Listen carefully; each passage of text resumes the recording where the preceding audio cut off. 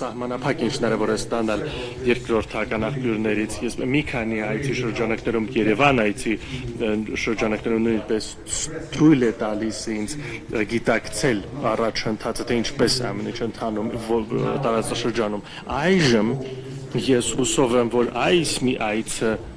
կկոմպենսացնի իմ տեղեկատվության պակասը իհարկե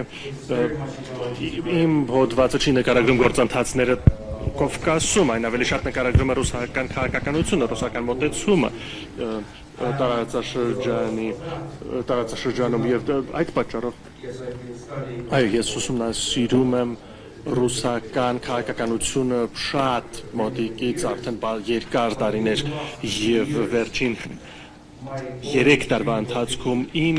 քննադատողական մտածողությունը ձեռք է բերել նոր եզր իմ համար այլևս անհնարին է ներկայացնել հավասարակշռված օբյեկտիվ վերլուծություն, որովհետև իմ կարծիքով ագրեսիայի հանցագործությունը եւ չկա միջին տեղանք հնարավոր չէ այն արդարացնել, հնարավոր չէ այն բացատրել եւ վերջին 3 տարվա ընթացքում իմ գրվածներից շատերը հավասարակշռված չէին, հավասարակշռված գնահատական չէին իմ մոտ կա այն տպավորություն է, որ ես ինքս պատերազմ եմ վարում, իմ շատ փոքր խրամատից եւ ինձ թվում է որ ես գիտեմ թե ովքեր են դաշնակիցները եւ ովքեր են թշնամիները իմ մոտ տպավորություն է ստեղծում եւ որ ես մասնագիտորեն օբյեկտիվ չեմ ես մասնակցում եմ եւ դա փոխում է իմ ընկալումը դուք եւ ես այդ պատճառով դուք պետք է բախվեք դրա հետ եւ ես դա չեմ փորձում թաքցնել եւ չեմ փորձում ժխտել դա ես խոստովանեցի մենք վերջացրեցինք իմ խոստովանումը եւ թույլ տվեք ինձ սկսել այն կետով, որը շատ Կովկասի վերլուծության շրջանակներում շատ հաճախ է նշվում, դա պոլիտիկան է եւ դա այն ոսպնյակն է, որի միջով ուսումնասիրվում են բազում գործընթացներ եւ բացատրվում են գործընթացները այս տարածաշրջանում շնորհակալություն ներեցեք շատ հաճախ դա միակ ոսպնյակն է այս տեսակետի համար Իմ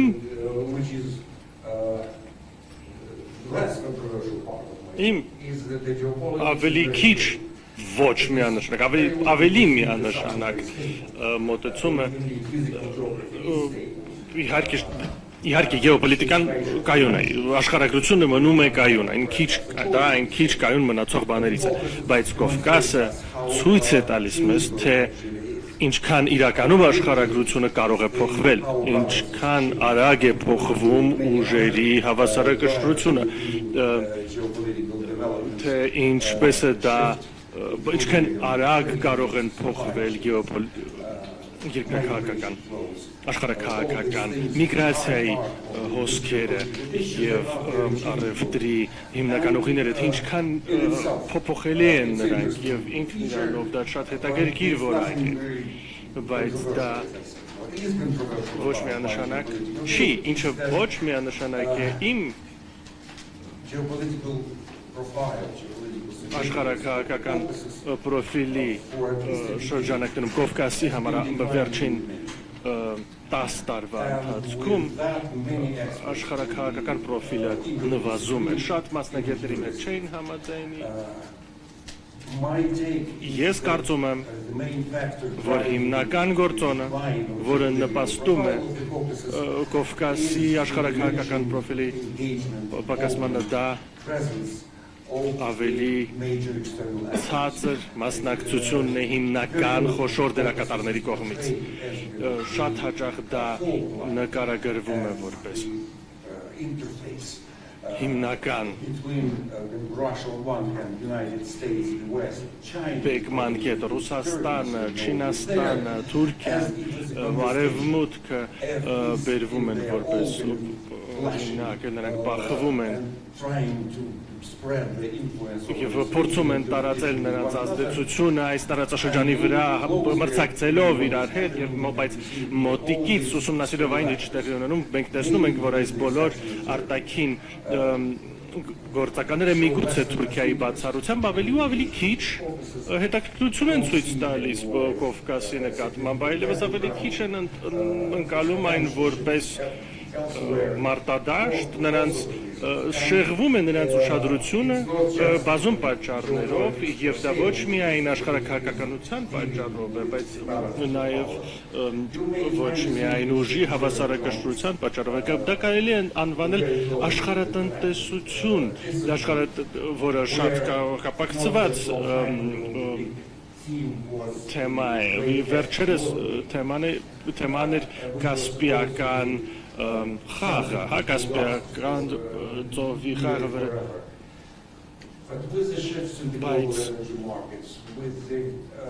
բայց շուկաների փոփոխության հետ միասին կանաչ էներգիայի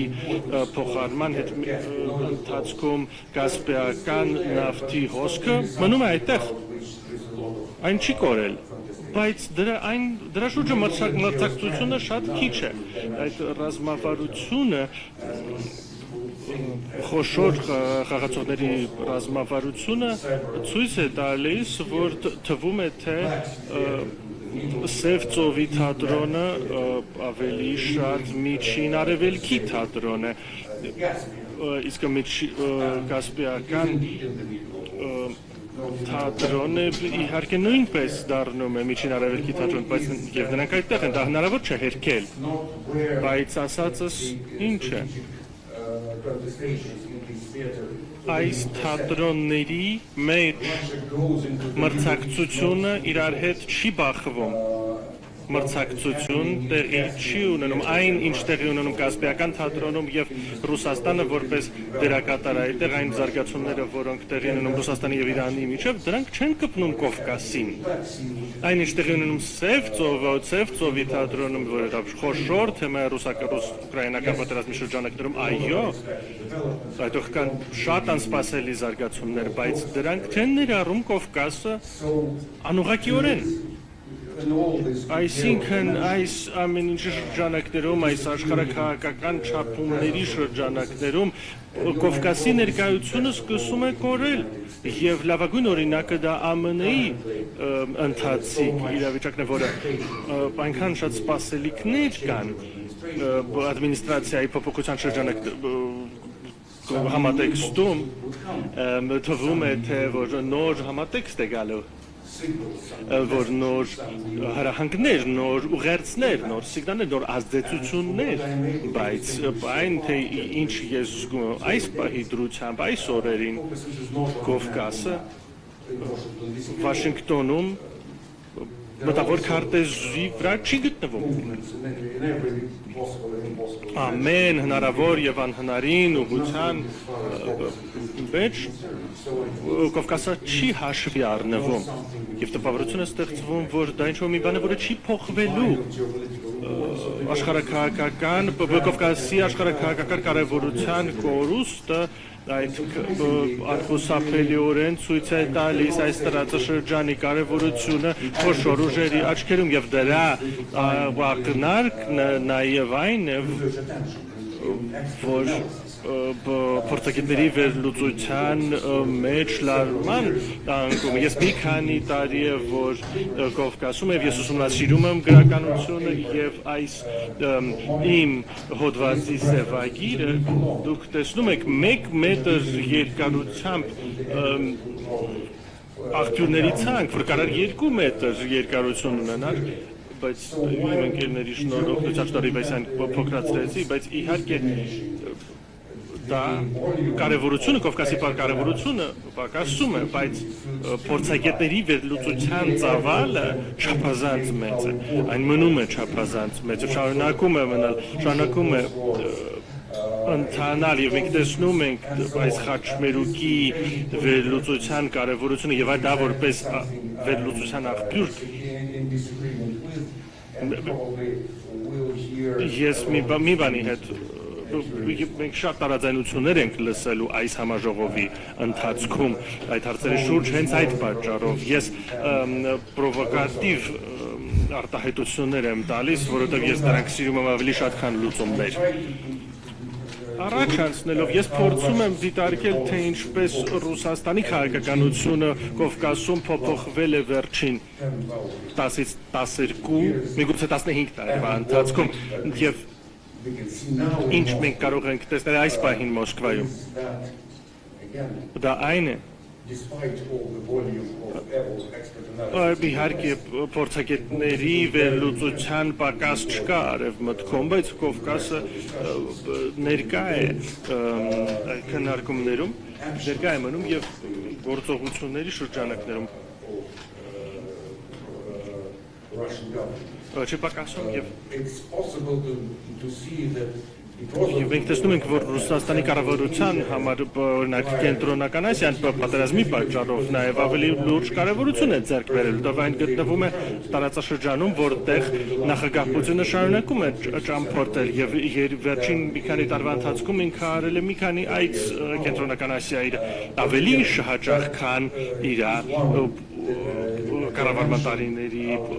նախորդ կառավարման տարիներին ես շատ չեմ աշխատում կենտրոնական Ասիայի մասին եւ այս հոդվածը ամբողջ սովետական տարածաշրջանի մասին չէ, եւ միանշանակ կենտրոնական Ասիան չի ընդգրկում հարավային Կովկասը, բայց այն ինչ նախորդել է պատերազմին, դա մի այլ ժամանակաշրջան էր, թվում է թե անցել են դարեր,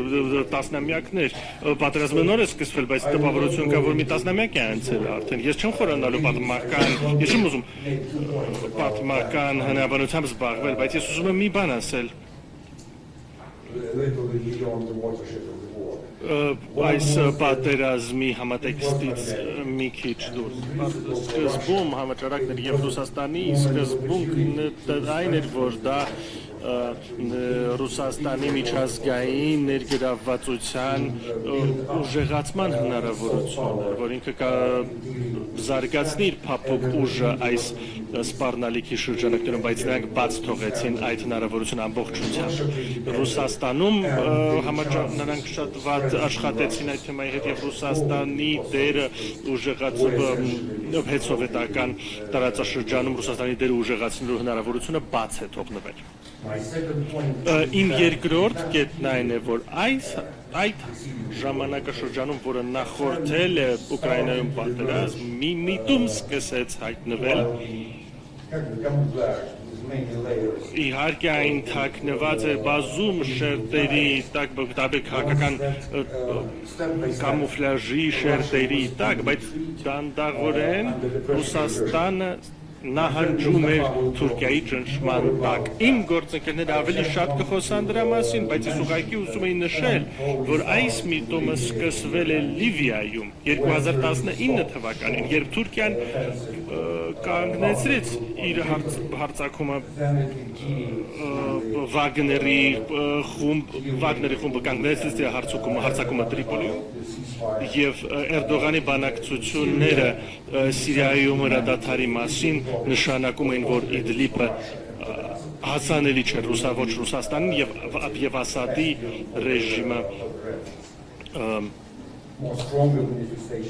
շարունակում էր իր գործունեությունը եւ այդ միտման ամենաուժեղ արտահայտումն դա իհարկե Կովկասում պատերազմն էր 2020 թվականին, որը բավական շոկային էր Ռուսաստանի համար։ Թե ինչքան ուժգնային էր այն, թե ինչքան արագ էր այն զարգանում, թե ինչքան մեծ էր Թուրքիայի դերը, որոշիչ դերը այդ պատերազմի ավարտում եւ միտումը շարունակվում է։ Անհատական հարաբերությունները այդ երկու առաջնորդների միջև ունեին իրանց լավ եւ վատ պահերը, բայց Ռուսաստանի նահանջը Թուրքիայի ճնշման տակ իմ կարծիքով դա մի բան է, որը մենք պետք է միանշանակ հաշվի առնենք մինչև ուկրաինական պատերազմի սկիզբը, որը տեղի ունեցել թվում է թե տասնամյակներ առաջ երկար պատերազմը եւ դա իհարկե շատ է ազդում ռուսական քաղաքականության վրա այն շատ բան է փոխում այն լիքը բան է փոխել եւ շարունակում է լիքը բան փոխել ռուսական միջազգային դիրքորոշման մեջ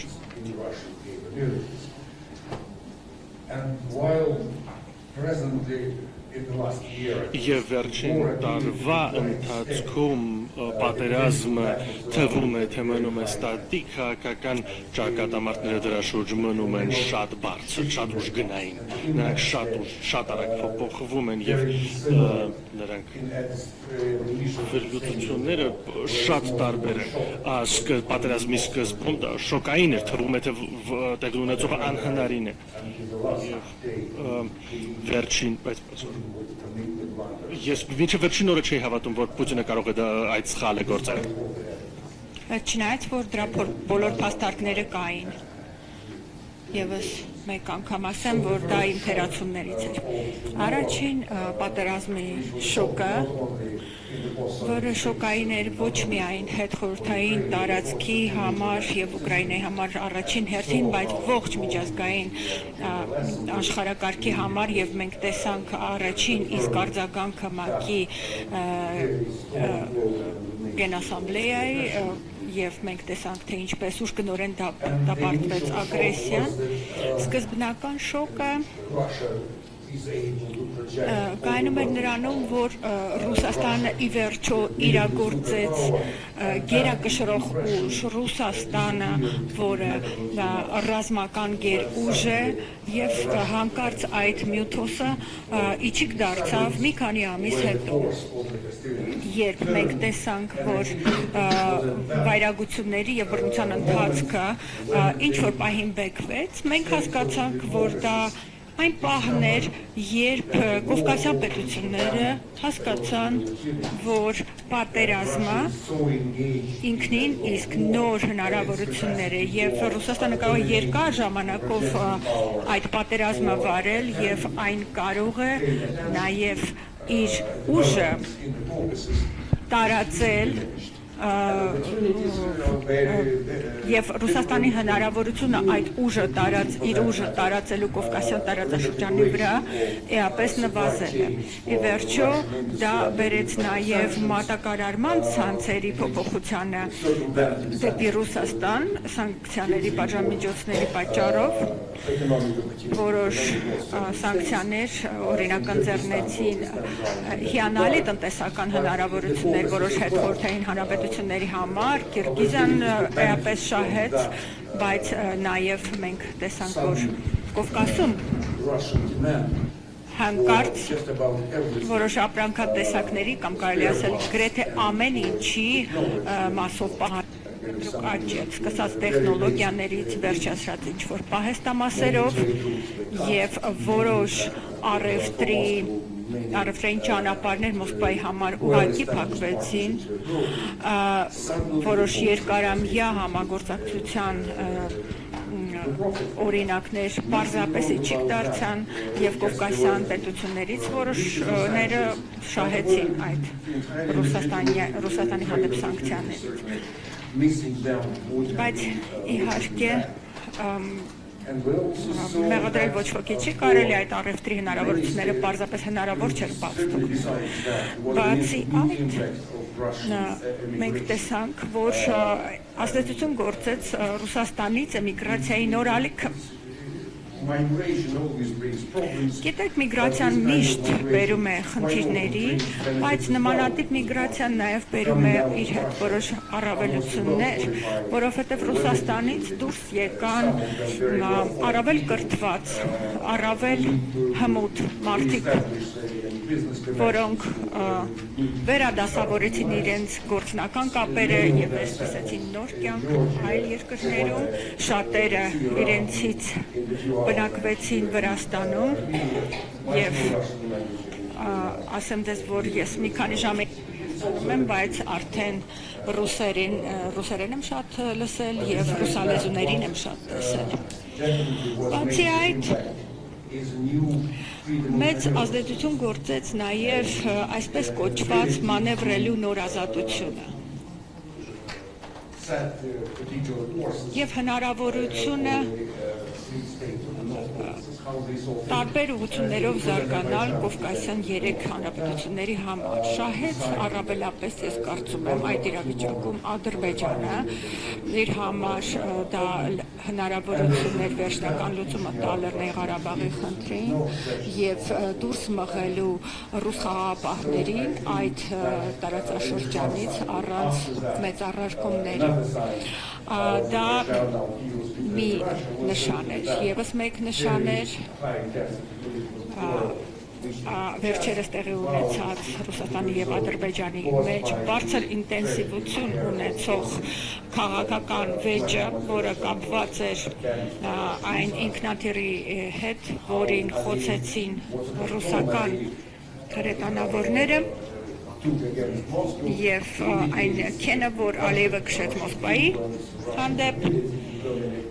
էապես նվազեցրեց Ռուսաստանի հնարավորությունը դոմինանտ լինելու այս տարածաշրջանում եւ ոչ միայն դա Ռուսաստանին ստիպեցին տարբեր ձևերով ներողություն խնդրել Ադրբեջանից այս իրավիճակում այս շարժումները, այս ազատ շարժումները եւ ինձ հետաքրքրում է այսօր նաեւ իմանալու թե ինչպես է Հայաստանում զարգացումը տեղի ունենում Ռուսաստանում իհարկե ավելի սուր է ընկալվում ռուսաստանյան ռիսկի գործոնը քան երկու այլ կովկասյան երկրներում, որովհետև Վրաստանում Ռուսաստանի պատերազմական մեքենան ավելի բարձր ռիսկայնությամբ է հղի եւ այն էապես ազդում է Վրաստանում քաղաքական ճգնաժամի եւ հերթականության վրա նաև ընտրությունների վրա էապես ազդեցություն դա ունեցավ մենք հաստատապես դա տեսնում ենք սակայն այս իմաստով պատերազմի ազդեցությունը 3 հարավկովկասյան երկրների վրա հետևյալն է նրանք տարբեր վեկտորներով են զարգանում տարբեր զգացմունքներ ունեն եւ վերաբերմունք առ պատերազմը եւ ասեմ ձեզ որ ընդհանուր հիմքեր գտնելու համար այդ 3 հարավկովկասյան պետությունները այսօր ունեն ավելի ու ավելի քիչ փաստարկներ եւ միմյանցից հեռանում են եւ ասեմ ձեզ դրա հետ զուգահեռ էապես աճել է անջրպետը հարավային եւ հյուսիսային Կովկասի միջև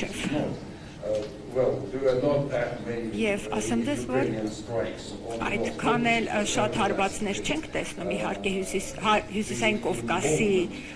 նկատմամբ Ուկրաինայի կողմից չնայած որ դա Ռուսաստանի տարածքն է եւ կարծում եմ որ այն որ դա Կովկաս է ի վերջո որոշ դերակատարում ունի եւ ասեմ ձեզ որ այս նոր իրավիճակը ավելի ու ավելի շատ միմյանցից անջատեց եւ տարածություն լայնեցրեց 3 հարավկովկասյան հանրապետությունների միջև եւ ավելի մեծացավ հեռավորությունը հարավ եւ հյուսիսային Կովկասի միջև պատերազմը բերում է նոր ընկալումներ առայն թե ինչ է նոր հավասարությունը այսօրվա աշխարհում եւ դրանով է պայմանավորված պատերազմի եթե ոչ թե ամբողջապես դադարումը այլ պաուզան պատերազմային գործողություններում եւ այսօր քաղաքական դեպատներում ի վերջո պարզ չէ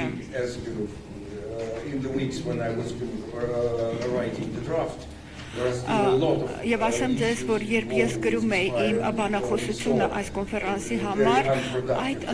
շաբաթվա ընթացքում էլ մենք տեսանք շատ զարգացումներ մենք տեսանք ընդհանրապես ոչ արգասաբեր հեռախոսազրույց Պուտինի եւ Տրամպի միջև այնուամենայնիվ կարծում եմ որ խելամիտ կլինի ասել որ հնարավոր է որ լինի դադար պատերազմ եւ եկեք տեսնենք թե ինչ այն կբերի շատ իմաստներով դժվար է ակնկալել դրականը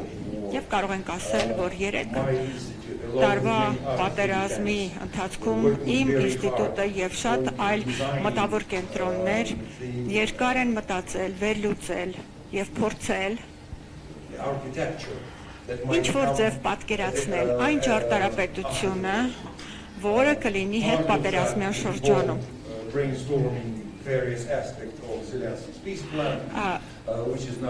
Եվ մենք մասնավորապես վերլուծում էինք Զելենսկու խաղաղության պլանը, որը այսօր գրեթե մոռացված է, վերլուծում էինք ընտրությունները շատ եվրոպական եւ գլոբալ գործընկերների մոտ, այդ գործոնն էինք փորձում հաշվարկել եւ մեդիայի կողմից այն ուշադրությունը, որին արժանանում էին այդ ընտրությունները, բայց ամենակարևորը իհարկե խաղաղությունն է, խաղաղություն արդար հիմունքներով։ Իսկ այսօր մենք տեսնում ենք, որ ի վերջո ձևավորվում է ոչ այնքան խաղաղություն, ոչ այնքան արդար խաղաղություն, որը շատ հեռու է խաղաղության մասին մեր պատկերացումներից եւ շատ հեռու է մեր սպասելիքներից։ Եվ եթե արդար եւ կայուն խաղաղությունը հնարավորություն կտար մտածելու, որ Եվրոպայի անվտանգության ճարտարապետությունը կարող է վերականգնվել Ռուսաստանի հետ միասին, վերակառուցվել այնպես, որ Ռուսաստանը դառնա այդ գործընթացի մասնակից եւ վերսկսվեն տնտեսական կապերը Եվրոպայի եւ Ռուսաստանի միջեւ, ապա այսօր մենք արդեն տեսնում ենք մի այլ հեռանկար, որ Եվրոպայի անվտանգային համակարգը կարող է միայն կառուցվել եւ գործել ընդդեմ Ռուսաստանի։ Ես ասեմ, որ շատ ջանք եմ գործադրել, փորձելով այս գաղափարը տարածել, բայց ասեմ ձեզ, որ սա է կյանքի փաստը։ Եվ այս փաստից բխում են շատ այլ հետևանքներ, ներառյալ զսպման ռազմավարությունը, որը պետք է վերաձևավորվի, ներառյալ այն, թե կարողանա արդյոք Եվրոպան միացյալ ձևով հանդես գալ, որովհետև մենք այսօր տեսնում ենք աննախադեպ պառակտումներ քաղաքական մակարդակում Եվրոպայում, ամեն համաժողովից հետո, ամեն հանդիպումից հետո մենք դա տեսնում ենք։ Եվ այստեղ ավելի ու ավելին ամրապնդվում այն կարծիքները, որ Եվրոպայի ռազմավարական ինքնավարությունը կարող է խախտվել, բայց ասեմ ձեզ, որ այս քաղաքական իրողության մեջ մենք այնուամենայնիվ փոքր հույս տեսնում ենք, որոնք են Կովկասի հետևանքները։ Իդեպ կարծեմ 3 րոպե դեռ ունեմ, ժամանակի մասին հիշում եմ։ Որոնք կարող են լինել հետևանքները Կովկասի համար։ Այս նոր իրավիճակում իհարկե Ռուսաստանի համար հիմնական խնդիրը կմնա այս նոր էներգիայով լցված Եվրոպայի հետ հակադրությունը եւ նոր վերազինված Ուկրաինայի հետ հակամարտությունը, որովհետեւ մենք տեսանք, որ մարտական հնարավորությունները Ուկրաինայի եւ նրա պատերազմելու ունակությունը դեռ շարունակական է։ Ռուսաստանը նույնպես ձգտում է վերակառուցել իր տնտեսությունը, այնպես որպեսզի վերականգնի իր զինված ուժերը, որոնք այսօր դեգրադացված վիճակում են, հանցային էլեմենտներով լի են եւ շատ հեռու են այն մարտական ուժից, որ Ռուսաստանը ուներ դեռ 3 օր առաջ։ Բայց այս իրավիճակում, երբ ոչ պատերազմ է, ոչ խաղաղություն, շուտով դա կլինի, մենք տեսնում ենք արդեն տարածվող վտանգը Ռուսաստանի կողմից դեպի Եվրոպա, ոչ միայն դեպի Ուկրաինա, եւ այստեղ արդեն Ռուսաստանի կառավարությունը տարբեր ներքին եւ արտաքին ճնշումների հետևանքով պետք է փորձի իր ուժը գործադրի այնպես, որ ինչ-որ տեսակի հաղթանակ, ինչ-որ տեսակի հաջողություն այն ստանա։ Եվ այստեղ ամենահեշտ ձեռքբերումը կլիներ Վրաստանը։ Հաստատ Վրաստանը այդ մասին տեղյակ է եւ պարզ է, որ այստեղ եթե Վրաստանը որպես տրոֆեյ Ռուսաստանը վերցնի, ապա ոչ Եվրոպան, ոչ Ամերիկան առարկություններ չեն ունենա։ Հիշեցնեմ, որ not only wounds for Georgia. Աբխազիան այն վերքն է, որը չի մոռանում ոչ միայն Վրաստանը, այլև Ռուսաստանը։ Եվս մեկ խնդիր այս տարածաշրջանում,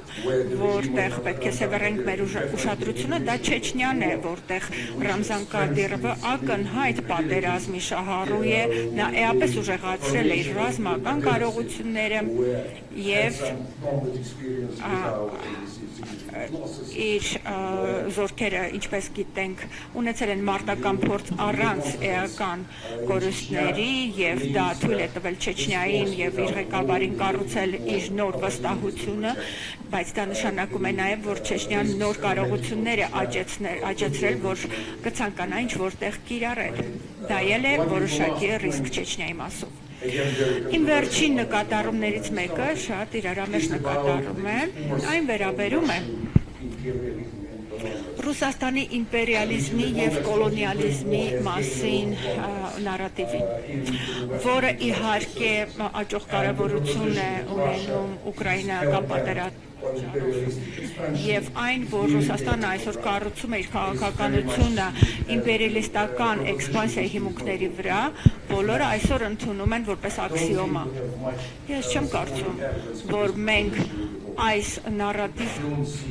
վառ տեսնում ենք Կովկասում։ Ես չեմ տեսնում, որ Մոսկվան Կովկասում այդքան ֆիքսված է սովետական միությունը վերականգնելու վրա, դառնալու այս տարածաշրջանի հեգեմոն ուժը։ Ես դա չեմ տեսնում։